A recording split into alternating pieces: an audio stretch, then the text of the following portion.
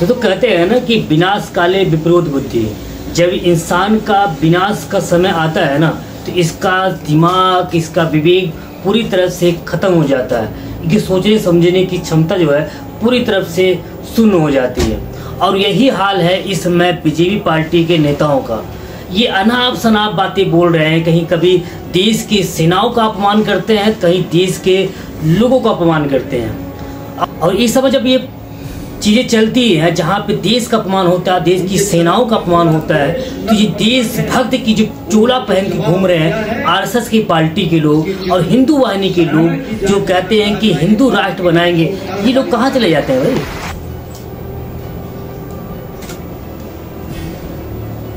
क्योंकि ये जो तो बोल रहे हैं ये तो आपकी पार्टी के लोग हैं, तो इनके ऊपर कोई कार्रवाई नहीं होगी। दोस्तों यही हाल है कि जो बीजेपी पार्टी के इस समय जो नेता हैं ना, ये अनाप शनाप बातें बोल रहे हैं। इसलिए 3 दिन में ऐसे 3 बीजेपी नेता हैं जिन्होंने देश में एक अपमानित शब्द का प्रयोग किया, देश की सेनाओं को अपमान किया, और एक तो और काफ़ी अच्छा काम किया जो बीजेपी के नहीं है, ही नेता हैं, और इन नेताओं के ऊपर कोई कार्रवाई नहीं होती है। आज की वीडियो में एक एक करके तीनों पे बात करेंगे। और ये जो नेता है ना, जो देशभक्त की चोला पहनते हैं, और ये देशभक्त तो नहीं थी, इनको देशद्रोही कहना चाहिए, क्योंकि देश का अपमान कर रहे हैं और देश के जनता का अपमान कर रहे हैं। जो पहला मामला है तो आप तो जानते होंगे कि जो एमपी के मंत्री हैं विजय शाह करके, इन्होंने हमारे देश की सेना यानी कि देश के जो कर्नल सूफिया पे अपमानित शब्द का प्रयोग करते हैं। ये बोलता है कि जो सूफिया है ये आतंकवादी को बहन है। ये अपमानित शब्द का बोलने के बाद जो बीजेपी पार्टी के बड़े सदस्य हैं यानी बड़े नेता हैं, इन पे कोई कार्रवाई नहीं करती है, न ही इस पे पार्टी से निकालती है। और जब यहाँ पे एमपी के जो हाई कोर्ट है संज्ञान में लेती है, इसके बाद ही बाद में इनके पे FIR दर्ज होती है। और ये FIR जब दर्ज होती है ना, तो ये हाई कोर्ट के आदेश के बाद भी FIR दर्ज नहीं होती। रात को 12 बजे FIR दर्ज होता है, काफ़ी दबाव होने के बाद। इस पर दूसरा जो मामला आता है, ये बलिया के मामला आता है, जहाँ पे बीजेपी नेता के चेयरमैन थे चीनी मिल के, जिनका नाम आप जानते होंगे कि बब्बन सिंह रघुवंशी। इन्होंने एक शादी पार्टी में एक लड़की के साथ एक घिनौना काम किया और एक अपमानित चीज़ें किया, और एक गलत तरीके से वीडियो भी आप देखे भी होंगे शायद। अगर नहीं देखी तो ये थोड़ी सी वीडियो आप देख सकते हैं कि जिस तरह से ये अपमान किया। इस पे भी पार्टी क्या की, इसको निष्कासित कर दिया गया।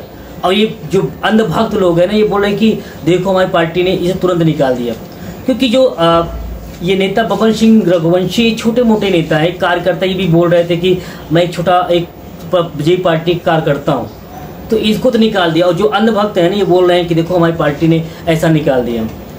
तो आपने इसे विजय शाह क्यों नहीं निकाल दिया भाई? इस पर क्यों कार्रवाई नहीं कर रहे? और आज का एक घटना है दोस्तों कि वही एमपी के डिप्टी सीएम जगदीश देवड़ा जो है, इन्होंने एक सेनाओं पे भी अपमानित शब्द का प्रयोग किया और देश की जनता पे भी अपमानित शब्द का प्रयोग किया। जगदीश देवड़ा है, ये बोलता है कि जो हमारे देश की जो सेना है, हमारे देश के लोग हैं, ये नरेंद्र मोदी के नतमस्तक हैं। यानी कि हमारे जो देश की सेना है इन्हें अपमानित कर रहा है। हमारे देश की सेना विश्व की सबसे बड़ी सेना है और सबसे ताकतवर सेना है, और उस सेना को बोल रहे हैं कि नरेंद्र मोदी के नतमस्तक है। नरेंद्र मोदी है कौन भैया? ये तुम्हारे बाप होंगे, और देश के बाप नहीं है। ये देश सबका है और सबका एक जैसा ही अधिकार है देश के ऊपर, सब देशभक्त हैं।